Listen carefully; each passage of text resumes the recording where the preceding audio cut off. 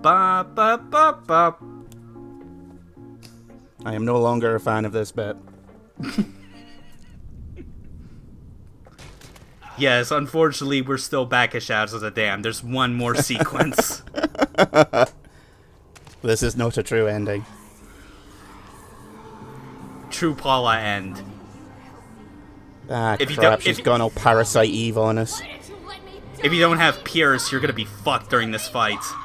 If you truly loved me, why did you die with me? Well, to be fair, Paula, you did it like 17 times. Most people can only do it once. Why are the demons I don't know why, Paula.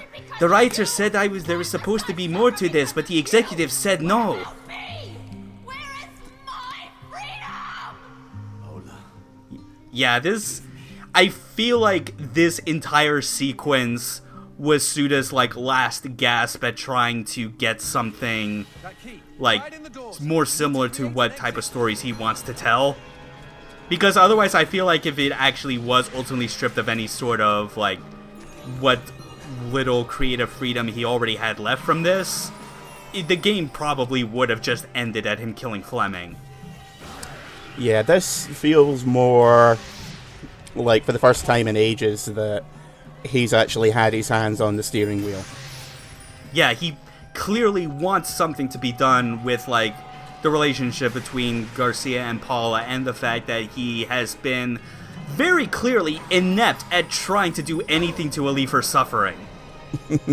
Like, all he does is just stand there, shout her name, but like has barely been able to demonstrate anything that shows like him actually trying to like stop whatever death that she ends up going through.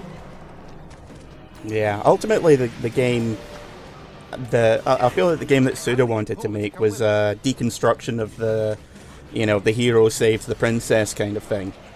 But the game that EA wanted to make was shooty gun fest with demons. Yeah. In fact, even And- then, I would not even be surprised if the original Kuriyami concept didn't even have a damsel in distress.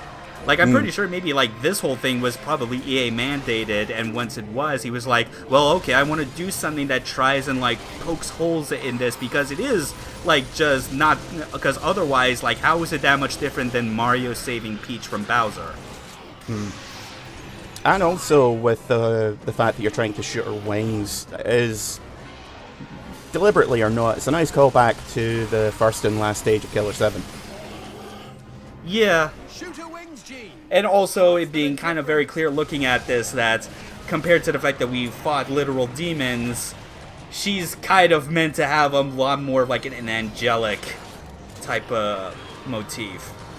Yeah, like, I do genuinely like her design. It is probably the most striking thing that we've seen, aside from maybe Justine. Oh yeah.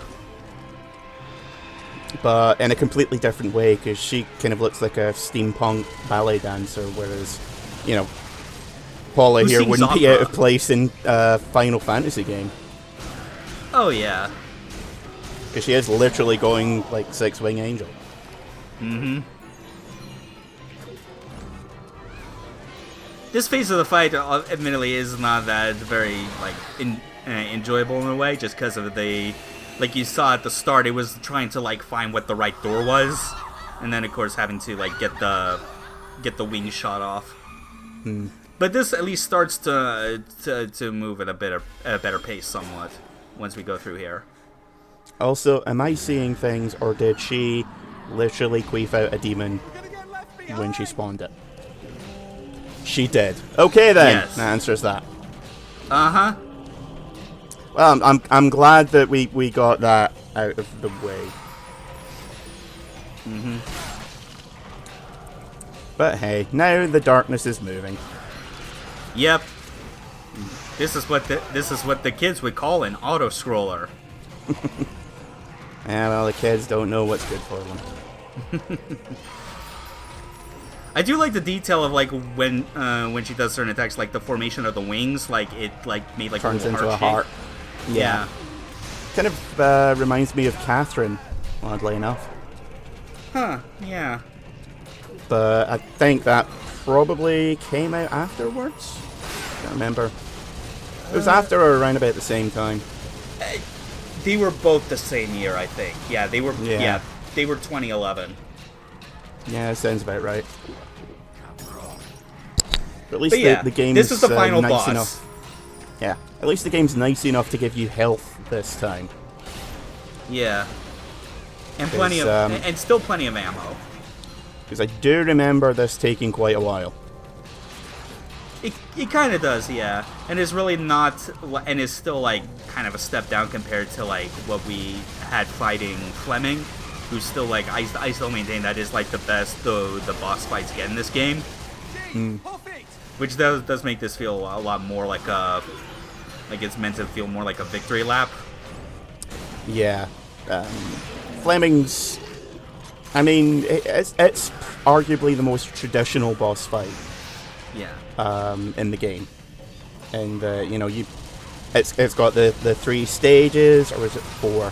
I mean, you break his body apart 3 times, and that's what kills him.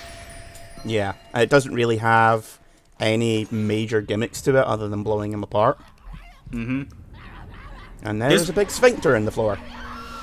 Yeah, this fight is just like shoot the wings off your girlfriend, who like pretty much turns out to have never really been like a proper human at all, or maybe was at one point, because you straight up mentioned at the end of like during the last video that she was that Paula's in reality the unbreakable huntress. It doesn't outright say it, but I'm pretty sure that's like the intent. Yeah, it's as good as, to be perfectly honest. Especially when you look at what her story was, and that Flemming was impressed with her that she kept getting revived and killed again.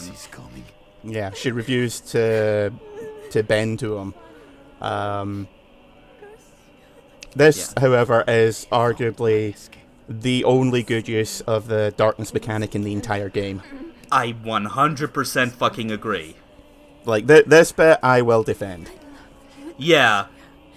Almost to the point where it's like, it would be even more powerful if the credits were to roll right when it completely fades to black here. Hmm.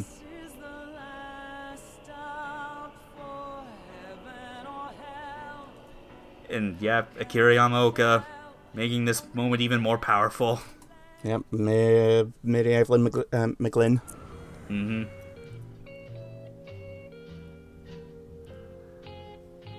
But surprise, that's not the very, very end. Which is disappointing. Yep. EA saw what Suda was trying to do and was like, nope, gotta course correct this ship. What's that? A glimpse of soul in an EA game? Cast it out and dash it on the rocks. Probably use that kind of accent as well, at least in my mind. Yeah, that's just how John Riccatello talks. Yeah. Possibly with a top hat and monocle. Mm-hmm. So yeah, they're back at the apartment. Fucking inexplicably. It's weird to see Paula wearing clothes. Yeah, normal clothes. Yeah. It's you. We're together. Finally. Fuck you, I refuse to embrace the darkness. Not after the shit you put us through for 14 fucking videos. Spoilers, Darkness is the name of his anime body pillow. Turns out he's a really big fan of Konosuba. Darkness is the name of his dick. About this weekend. Oh yeah, Mexico, magnifico. See, she does make good hamburgers, like we said. All the way back in, like, video fucking 2. Looks really tasty. Settle down there. Yeah, and, like, homemade fries as well. Way too Like, Oh. yeah. Mexican food. Although the cocineros will never be able to top this caprese. Glad you like it. The tomatoes are organic, and the mozzarella is made from buffalo milk. Stop it. Stop it. I have not had hamburgers in fucking months. You are making me hungry. And it's a pain in the ass trying to fucking get a reservation or whatever at places because of this fucking pandemic. Please, for fuck's sake, stop. I'm right with you. Like, for about 3 months, I was like, I would kill for Burger King right about now. And I'm moving out of here in a fucking month, so the good burger place I know I'm not going to be able to go back to. Hello?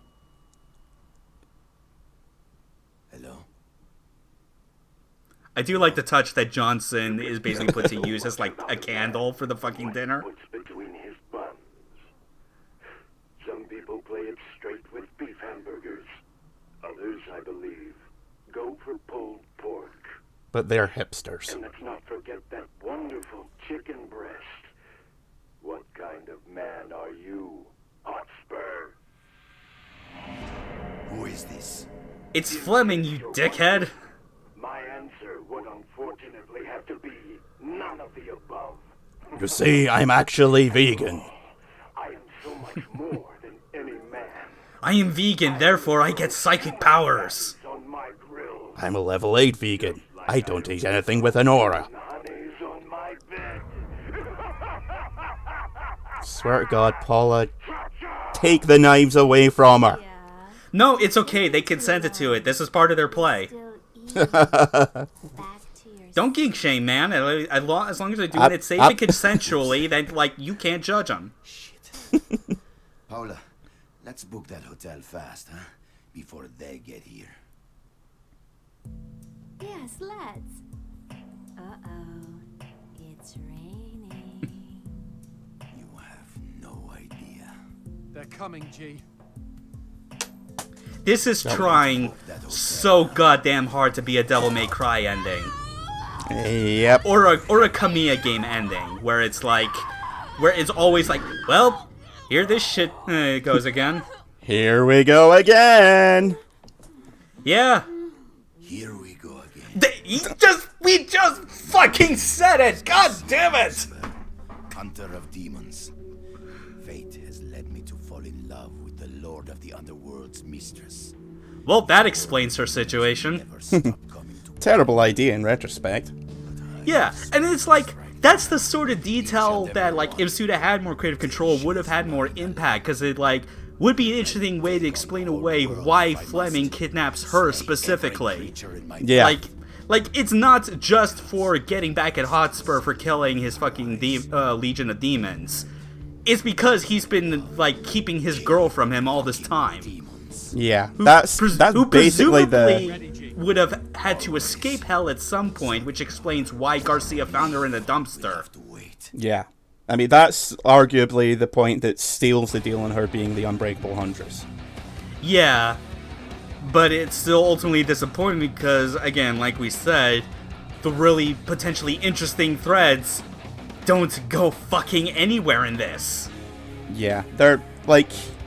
The problem is that it's not a bad game. It's aggressively mediocre. There is so much good that could have been done with a bit of tweaking or padding out, because as I said a few videos ago, like, it felt like they were just getting to the points where they'd got the bare bones of a game and they were looking to start padding it out, filling it out, and EA was like, nah, ship it. Yeah. I'd personally say aggressively average. Like, I think it's like mediocre is like one level or two below average, because it's like, because again, I was the one like replaying this for the recording, and I certainly, like, the act of playing, I was not feeling the same things that we felt when we actually like rewatched it, because it's a very different feeling when you're actually like detaching yourself from it and looking at it with a more critical eye. Yeah. But there's one very important thing I kind of want to like talk about, which I think seals the deal on the difference between this and Kuriyami Dance, which we kind of got into when we finished up that last video. You might recall when in Travis Strikes Again, Shadows of the Dam was specifically like contextualized as being like a video game within the No More Heroes universe. And, like, obviously, like, the initial reason for that was because Suda wanted to use that as, like, an outlet for him to kind of reflect back on that particular game and kind of reanalyze it from the perspective of a character being a Shadows of the Dam fan, like Travis. But I think there's actually a secondary underlying reason for why it was like that. Do you want to take a guess what that might be? And I'll give you a hint. It has to do specifically with Garcia. Garcia being a stand-in for Suda as he was at this point, wanting to save what he could of the game, which was represented by Paula, and Johnson essentially being the fans trying to tell him, no, there is something that can be saved here, but ultimately not being able to. Not quite. It has to do with... there's a second part to the hint. It has to do with Garcia in relation to Suda's other protagonists. Okay, not a clue. It's because Garcia does not have to kill the past. Like, think about it in comparison to any of his previous, like, main characters. Like, Silver Case is a game that is all about kill the past on multiple levels for multiple people. Mm-hmm. Probably the most famous example would be Sumio Kodai, because his chapter Parade is all about that, which then leads into Flower, Sun, and Rain, where he becomes Sumio Mondo, and is like, the past he then has to kill is the consequences of him doing the shit he did in Parade. Killer 7... Kill the Past applies very clearly to Garcia and Smith, aka Amir Parkreiner, which is where he has to basically go back to the Union, relive and understand what he did with the hit on the Smith Syndicate, and when he does realize that and kill that past, he's able to be to do the thing that the game doesn't actually let you do up to that point, which is make a meaningful choice, which is save the U.S. or save Japan. Travis. Yeah. His is obviously the most obvious one, which we've gone on about multiple times, which is he had to kill Jean, his half-sister, because what she did to him was the whole trauma behind him going on the path of an assassin.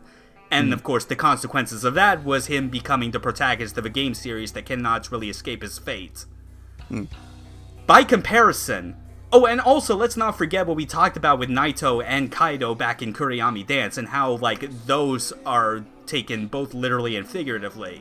So when you look at all that, what the fuck has Garcia actually done that has required him to be even the least bit fucking introspective about his past and traumas? Well, it's also the fact that when you get down to it, he's still trapped in hell, so all he's really managed to do is... he hasn't achieved anything.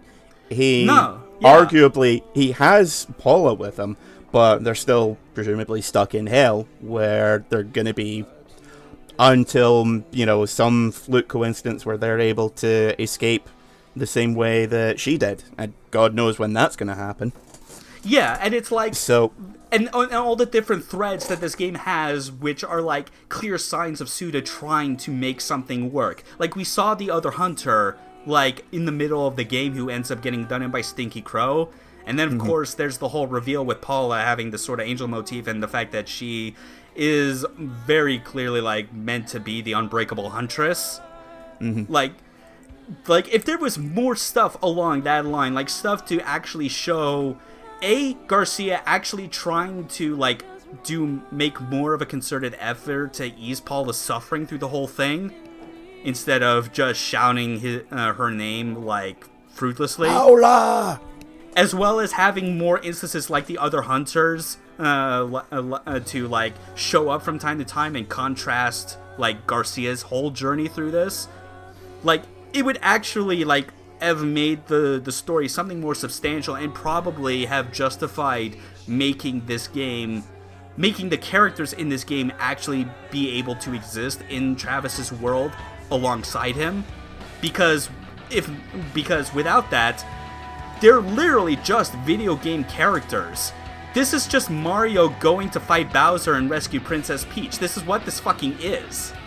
I actually said that. It is just a very dark take on Save the Princess. Except he doesn't really do that. Yeah, and therefore, it makes total sense why Shadows of the Damned would be just the game in that game, because Travis would only care about that on the surface. And also, I'm going to extend that to say probably why Lollipop Chainsaw had no appearance. On top of the fact that probably there's, like, ownership shit with James Gunn and whatever. But I'm going to assume that Julia Starline is probably in the same predicament. I can imagine it's joint ownership at the very least, and neither of them really own the character or the world. Which is a shame, because I really quite liked it. The gameplay wasn't great, but the script was hilarious. And had lots of really nice moments in it. Though imagine if it did exist under the same context as Shadows of the Damned, it would probably be like an HBO or Showtime special. Yeah.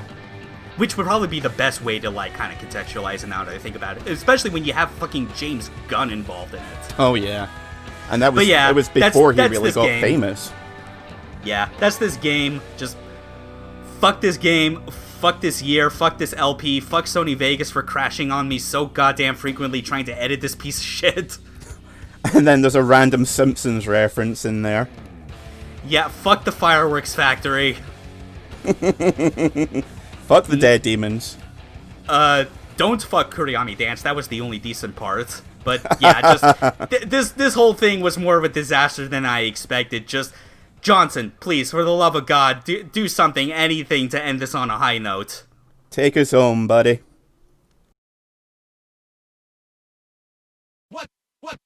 What's our life? Demon keeps dreaming of a demon town. Motherfucker, bitch, fuck, shit went down. Flemming's got an itch, scratch it with a bitch. Demon keeps dreaming of a demon town. Ooh, Johnson, that's my name. Big penis, that's my game. Johnson, yeah, Johnson, ooh, Johnson everywhere, yeah. Motherfucker, bitch, shit went down. Ha ha, in the darkness, we shall have fun. Talk about my Johnson, talk about my bum. Talk about my thighs, they're really good in size. Oh my goodness, I can't believe my eyes, cause Flemming's got an itch. Scratch it with a bitch. Demon keeps dreaming of a demon town. Motherfucker, bitch, cock, cunt went down with a demon town. You know, that was pretty good. Yeah. But I think we could do better. I'm intrigued.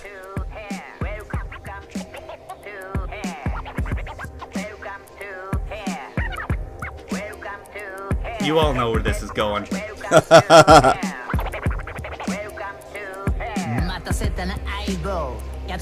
Make damn Dark Knight, you fucking cowards! Give Johnson the game he was always meant to have! Have this be his theme!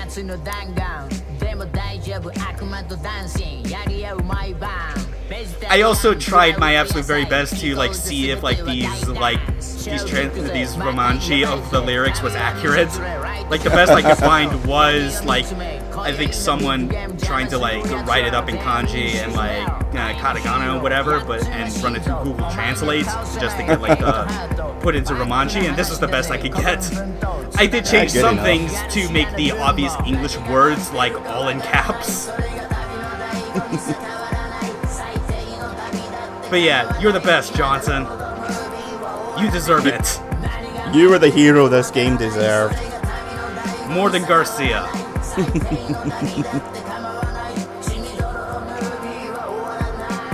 You may be a Mexican, but you're the best skeleton boy ever. Yeah, boy. Thank you for watching, everyone. For however much we can thank you for this, like, somewhat of a shit post.